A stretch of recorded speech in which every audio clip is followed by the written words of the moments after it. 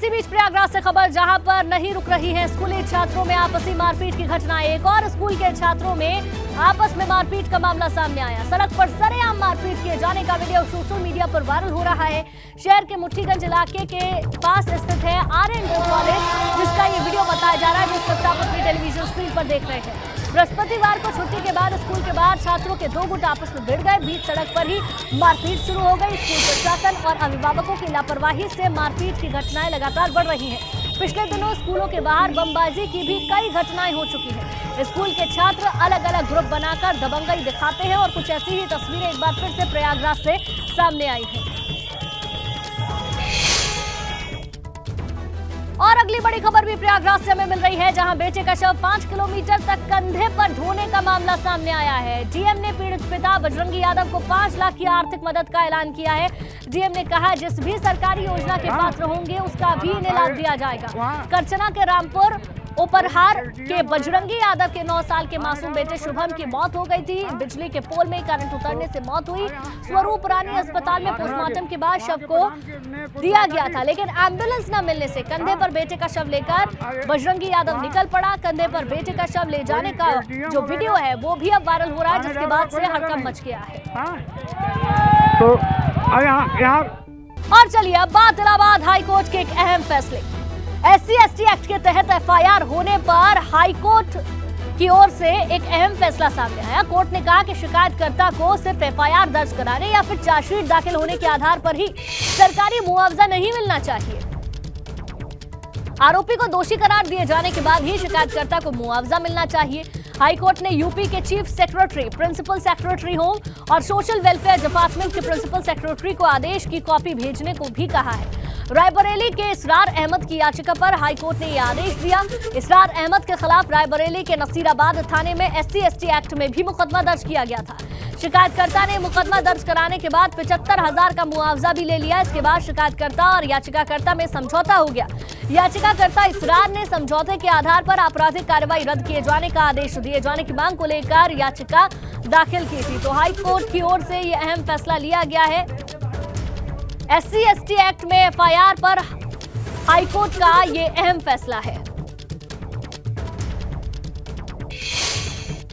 और मोहम्मद मोइन हमारे संवाददाता ज्यादा जानकारी के साथ हमारे साथ जुड़ गए हैं। मोहम्मद मोइन, SC/ST एक्ट को लेकर तमाम बातें पहले भी हुई हैं, लेकिन इन सब के बीच में हाईकोर्ट ने अहम फैसला लिया है। लेकिन निश्चित तौर पर कहा जा सकता है कि इलाहाबाद हाईकोर्ट की लखनऊ बेंच का ये फैसला बेहद अहम है, क्योंकि अदालत लगातार ये बात देख रही थी कि तमाम लोग ऐसे होते हैं जो सिर्फ मुआवजा पाने के लिए एक दूसरे के खिलाफ SC/ST एक्ट के तहत मुकदमा दर्ज कराते हैं, बाद में आपस में समझौता कर लेते हैं। इसके साथ साथ इस एक्ट का इस तरह से भी दुरुपयोग किया जा रहा था कि अपने पड़ोसी से या किसी दूसरे मामले में विवाद है तो उसमें जो है वो गलत तरीके से मुकदमा दर्ज करा दिया जा रहा था। तो बहरहाल इलाहाबाद हाईकोर्ट ने साफ तौर पर कहा है कि SC/ST एक्ट में जब मुकदमे दर्ज किए जाए तो सिर्फ FIR दर्ज किए जाने या चार्जशीट दाखिल किए जाने के आधार पर ही जो कथित तौर पर पीड़ित होते हैं या यूं कह सकते हैं कि जो शिकायतकर्ता होते हैं उन्हें किसी तरीके का मुआवजा ना दिया जाए। मुआवजा तभी दिया जाए जब आरोपियों पर दोष सिद्ध हो जाए, यानी वो गुनाहगार साबित हो जाए और ये साबित हो जाए कि हाँ कोई क्राइम हुआ था, कोई आपराधिक घटना हुई थी। तो ये बेहद महत्वपूर्ण फैसला है।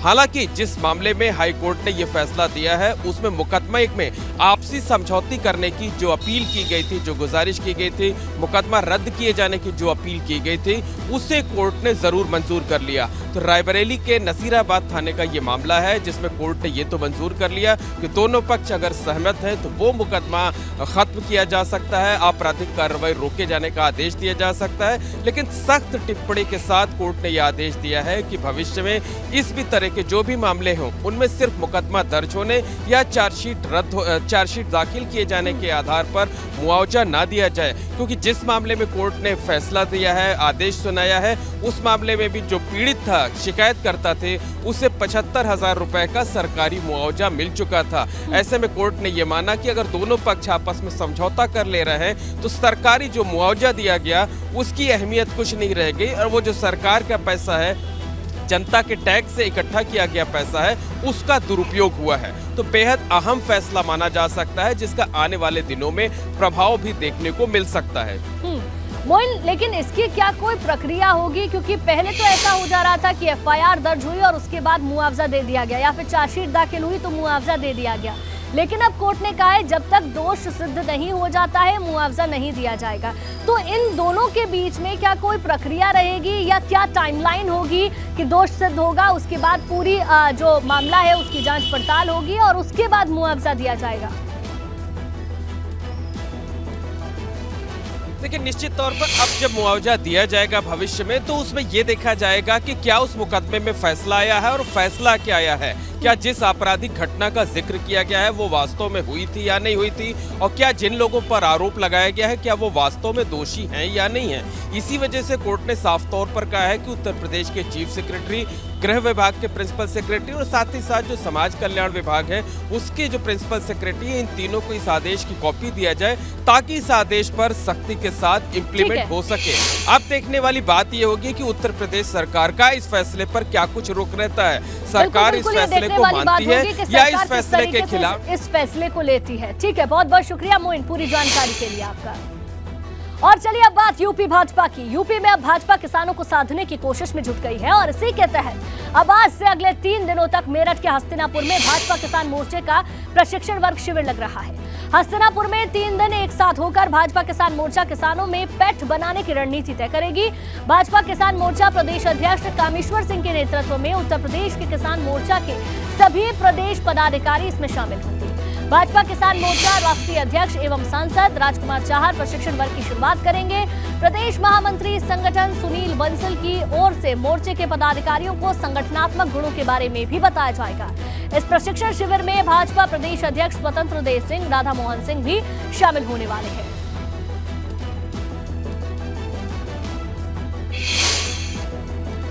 चलिए अब बात करते हैं राजभर और अखिलेश के बीच चल रहे संग्राम की। एक तरफ जहां 9 अगस्त से सपा गाजीपुर से पदयात्रा निकालने वाली है, वहीं अपने क्षेत्र गाजीपुर में ओपी राजभर पहले से ही डेरा डाले हुए हैं। माना यह जा रहा है कि ओपी राजभर ने भी यहां सपा को झटका देने के लिए अपनी तैयारी कर रखी है और संगठन को मजबूत करने के लिए जी जान से जुटे हुए हैं। तो आपको बता दें, गाजीपुर में सपा और सुभासपा के बीच संग्राम देखने को मिलेगा। राजभर और अखिलेश के बीच लगातार संग्राम की हर एक तस्वीर हम आपको दिखाई रहे। एक तरफ जहां 9 अगस्त से सपा गाजीपुर से पदयात्रा निकालने वाले हैं, वहीं अपने क्षेत्र गाजीपुर में ओपी राजभर पहले से ही डेरा जमाए हुए हैं। शैलेश अरोड़ा हमारे संवाददाता ज्यादा जानकारी के साथ हमारे साथ लाइव जुड़ गए हैं। शैलेश, जिस तरीके से समाजवादी पार्टी और सुभासपा के बीच पिछले दिनों एक दरार देखने को मिली है, लेकिन इसके क्या मायने निकाले जाएं जब गाजीपुर से पदयात्रा समाजवादी पार्टी निकालेगी और उससे पहले ही, क्योंकि क्षेत्र है ओम प्रकाश राजभर का, पहले से ही वो वहां पर जमे हुए हैं। देखिए, निश्चित रूप से सपा ने जब अपनी पदयात्रा का पूरा कार्यक्रम शुरू किया तो उसमें पूर्वांचल के जिलों को शामिल किया। गाजीपुर से शुरू होने वाली पदयात्रा 9 अगस्त को जो शुरू होगी वो 19 अक्टूबर को वाराणसी पहुंचेगी और इस बीच में गाजीपुर के अलावा अगर हम देखें तो मऊ, बलिया, जौनपुर, भदोई, तमाम जिले पूर्वांचल के जो है आजमगढ़, उनको कवर किया जाएगा। और लगातार अगर हम देखें तो सुभासपा जो कि सहयोगी दल रहा कभी समाजवादी पार्टी का कुछ दिनों पहले तक, वो लगातार ये कहता रहा कि अगर विधानसभा चुनाव की बात करें तो वहां पर जो सीटें सपा ने जीती थी वो सुभासपा के बल पर जीती थी और लगातार दावा करते हुए प्रकाश राजभर कि पूर्वांचल में उनका प्रभाव है जिसके बलबूते इतनी सीटें सपा जीत पाई थी। और अब गाजीपुर से ही समाजवादी पार्टी अपनी पदयात्रा शुरू करने जा रही है। उस यात्रा को जो अगुवाई की बात करें, नेतृत्व की बात करें तो पूर्व नेता प्रतिपक्ष जो हैं और पूर्व मंत्री रामगोविंद चौधरी और पूर्व मंत्री दारा सिंह चौहान जो है उसकी शुरुआत करेंगे हरी झंडी दिखाकर। वहीं दूसरी ओर अगर हम देखें तो एक तरफ तो अखिलेश यादव देखिए खुद वहां पर नहीं जा रहे हैं फिलहाल पदयात्रा की शुरुआत में, तो दूसरी ओर ओम प्रकाश राजभर ने खुद वहां पर कह सकते हैं मोर्चा संभाला है, खुद पूरे वहां पर मौके पर रहकर, गाजीपुर में रहकर, अपने क्षेत्र में रहकर वहां से निगरानी कर रहे हैं कि किस तरह से योजना बन रही है और पूरी वो कह सकते हैं निगाह रखे हुए हैं सपा की गतिविधियों पर। क्योंकि अगर उन्होंने चुनौती दी है, सपा ने चुनौती को एक तरह से कह सकते हैं स्वीकार कर लिया उनकी बात को और ये दिखाना चाहती है कि वो डिपेंड नहीं है सुभासपा के ऊपर, तो दूसरी ओर सुभासपा को भी अपनी जमीन मजबूत करनी होगी। कहीं ऐसा ना हो कि अगर जरा सी चूक हो तो समाजवादी पार्टी ऐसा पलटवार करे कि वो झेलना मुश्किल हो जाए। यही शायद वजह है कि खुद ओम प्रकाश राजभर जो सुभाषपा के अध्यक्ष हैं, उन्होंने वहां पर डेरा डाला हुआ है। लगातार गाजीपुर में एक एक चीज को वहां पर देख रहे हैं। वो भी अपने संगठन को विस्तार देने में लगे हुए हैं। और इसी तरह से अब 9 तारीख बस करीब है। अखिलेश यादव की अगर बात करें सपा अध्यक्ष, तो बीता कल जो था, हमने उनसे बात भी की थी इस विषय में। एबीपी गंगा ने तो यही कहा उन्होंने कि 9 अगस्त को जो यात्रा शुरू होगी, उन्होंने कहा कि सब लोग आइए और देखिए 2 चीजें। एक जो तिरंगा अभियान की बात की जा रही है, समाजवादी पार्टी के तिरंगा अभियान की, और दूसरी 9 अगस्त जो क्रांति दिवस कहा जाता है, उसी दिन से इस पदयात्रा की शुरुआत पूर्वांचल से। तो निश्चित रूप से 2024 को लेकर तैयारी शुरू हो गई है। और भले ही सपा सुभाषपा अलग हो गए हैं, लेकिन ऐसा लगता है कि कहीं ना कहीं जो सुभाषपा लगातार सवाल उठा रही थी, उसका जवाब देने की ये तैयारी कही जा सकती है। बिल्कुल अपनी तैयारी को सुभाषपा मजबूत किए हुए हैं ओम प्रकाश राजभर अपने ही क्षेत्र में। बेशक कितनी भी वहां पर उनकी पकड़ रही हो, जो वो दावा करते भी रहे हैं, लेकिन कोई भी गलती ना हो जाए, इसके लिए पहले से ही वहां मौजूद है। देखने वाली बात ये होगी कि जब पदयात्रा समाजवादी पार्टी की निकलेगी तो क्या वहां से तस्वीरें आती हैं। बहुत बहुत शुक्रिया शैलेश आपका पूरी जानकारी देने के लिए।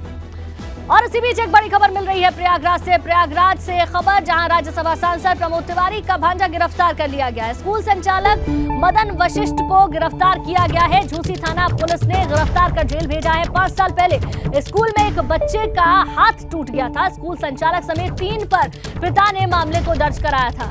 झूसी इलाके में संचालित है ये स्कूल। और आपको बता दें, इस पूरे मामले में राज्यसभा सांसद प्रमोद तिवारी का भांजा जो है उसे गिरफ्तार किया गया है। स्कूल संचालक मदन वशिष्ठ को गिरफ्तार किया गया है। आपको बता दें, ये जो पूरा मामला है 5 साल पहले का है, जहां स्कूल में एक बच्चे का हाथ टूट गया था। अब झूसी थाना पुलिस ने गिरफ्तार कर आरोपी को जेल भेज दिया है। स्कूल संचालक समेत 3 पर जो पिता थे बच्चे के, उन्होंने मामला दर्ज कराया था। और अब इस पूरे मामले में कार्रवाई हुई है। झूसी इलाके में यह स्कूल संचालित है। आपको बता दें, जो आरोपी है राज्यसभा सांसद प्रमोद तिवारी का भांजा है, जिसे गिरफ्तार किया गया है। मदन वशिष्ठ उसका नाम है, जिसकी गिरफ्तारी हुई है। झूसी थाना पुलिस ने गिरफ्तार कर उसे जेल भेज दिया है। 5 साल पहले का मामला, जहां स्कूल में एक बच्चे का हाथ टूट गया था, और उसके बाद से इस पूरे मामले में अब कार्रवाई करते हुए गिरफ्तारी हुई है। आगे बढ़ते हैं। यूपी में रोजगार को लेकर योगी सरकार ने बड़ा फैसला लिया है। मिशन रोजगार को और गति देगी अब योगी सरकार। अफसरों को हर महीने देना होगा रोजगार का आंकड़ा। सभी विभागों को हर महीने 5 तारीख तक रिपोर्ट देनी होगी। सेवा योजन पोर्टल पर अफसरों को जानकारी भी देनी होगी। सभी विभाग, निगमों, आयोगों और बोर्ड को हर महीने की 5 तारीख पर अपलोड जानकारी को करना होगा। इसमें नियमित भर्ती, आउटसोर्सिंग, संविदा, स्वतः रोजगार, कौशल प्रशिक्षण, मानव दिवस, अप्रेंटिस और निजी क्षेत्र शामिल है।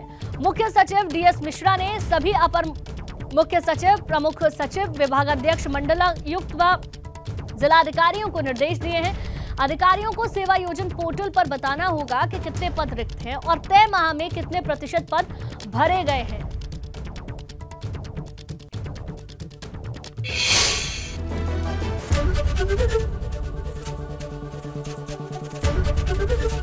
एबीपी गंगा, खबर आपकी, जुबान आपकी।